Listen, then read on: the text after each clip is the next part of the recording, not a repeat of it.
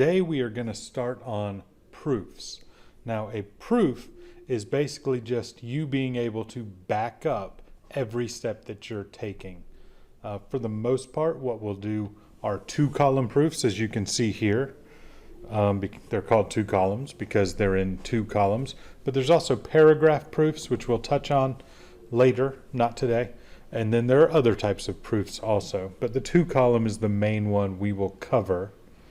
And a proof is just a convincing argument that uses deductive reasoning. Basically, it uses a rule to say why you were able to make the step you made.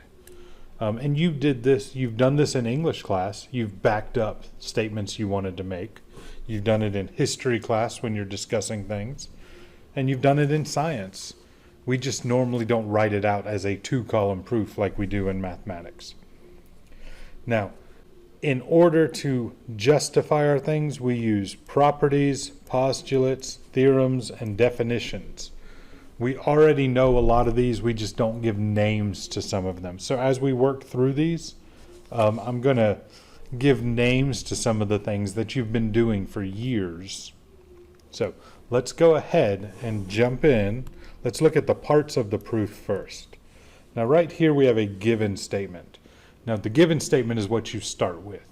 In an algebra proof like these first three, it's just the equation you have to start with. You also have a prove statement. The prove is where you're trying to get to. What is your goal? So in an algebra proof, that's always x, well not always, but in these algebra proofs, we're trying to solve for x, so that's x equals whatever. And notice this goes ahead and gives you the answer. We're just going to walk through the process to help you learn a little bit about making proofs. We're starting with algebra because you're more comfortable with that. We will do some geometry proofs here in a few minutes also. So our first, the left column is our statements. That's basically the steps we take each time. And then our right column are our reasons. Why were we able to do that? So our first statement is always the thing that we are given. So in this case, 4x minus 1 equals 27. That's our first line. And the reason for that is given. That's what we were given. So the first reason should always be given.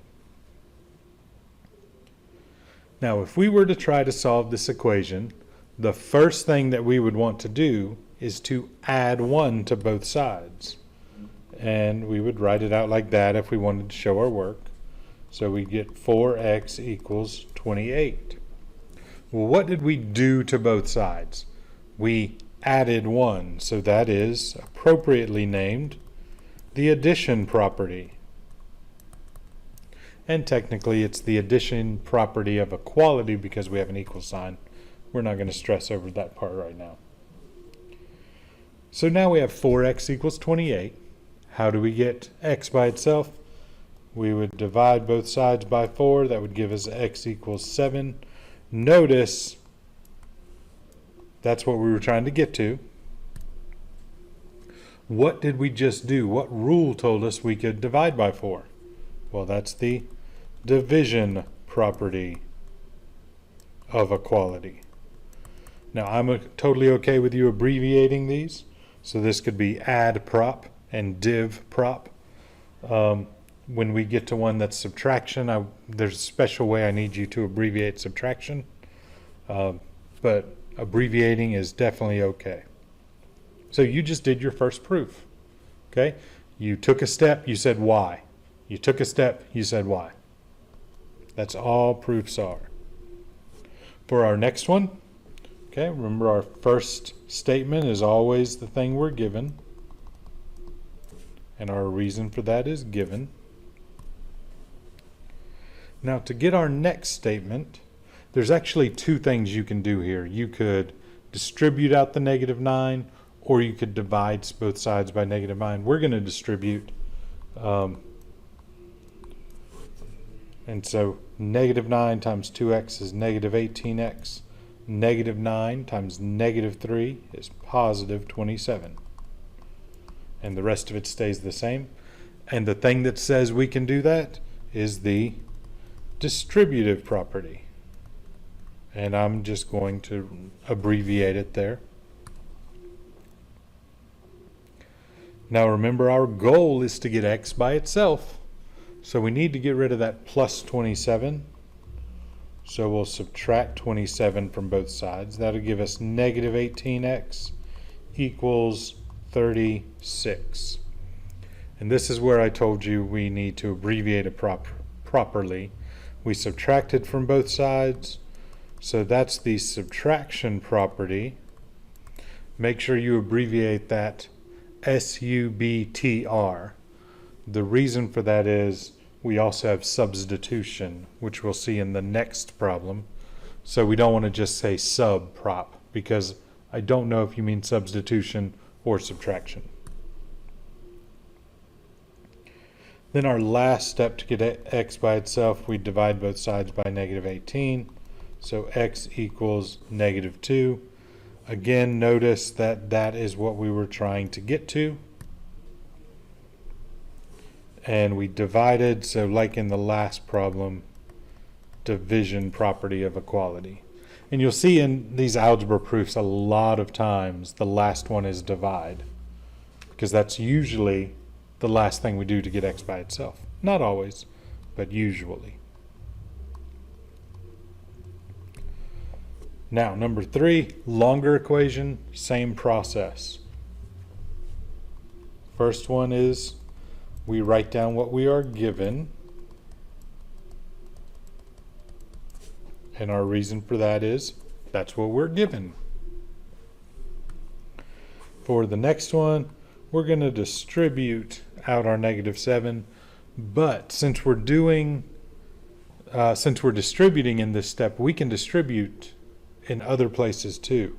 So we can do the 6 at the same time. You don't have to, you can do them in separate steps. But since I'm going to use the distributive property, I'm going to use it everywhere I can.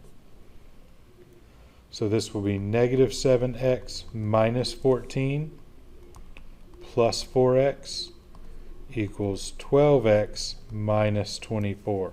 So we distributed out the negative 7, we distributed out the 6, and our reason for that is the distributive property. Now on the left side of the equal sign, I've got this plus 4x and this minus 7x. They're on the same side of the equal sign, and they both have an x, so we can put them together. So that's going to give us negative 3x minus 14 equals 12x minus 24. And this, what did we just do? We combine like terms. And so we can just abbreviate that CLT. I'm just going to put a note over here. CLT means combine like terms. But that's not really a property. That's just something that, like, phrase that we use. This is really the substitution property. Okay, and notice here I use SUBST for substitution. And I don't care if you write CLT or substitution property. Either of those are okay with me. But the reason it's substitution is because negative 7x plus 4x is the same as negative 3x. So we replaced those with negative 3x. But if you want to write CLT, that is fine by me. Now, here we have some options. I'm going to move all my x's to one side. So I'm going to subtract 12x from both sides. That'll give us negative 15x minus 14 equals negative 24. And I said I'm subtracting from both sides, so that's the subtraction property. Then I'm going to move my 14 to the other side. So I've got negative 15x equals negative 10. And since I added this time, that's the addition property. And then finally, I want to divide by negative 15. And so negative 10 divided by negative 15 is going to give you a decimal. But notice this wants it as a fraction. and it's going to give us 2/3. In your calculator, you would have been given this. Okay, if you're using one of the graphing calculators, you can do math enter, it would change it to 2/3.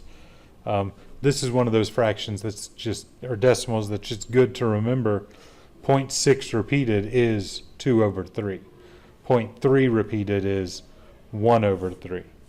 And our reason for that was because we divided. So there's three algebra proofs, because you're used to solving equations. All we did was to the side say why we could do that. You might have even done this in your algebra class. You just didn't call it a proof.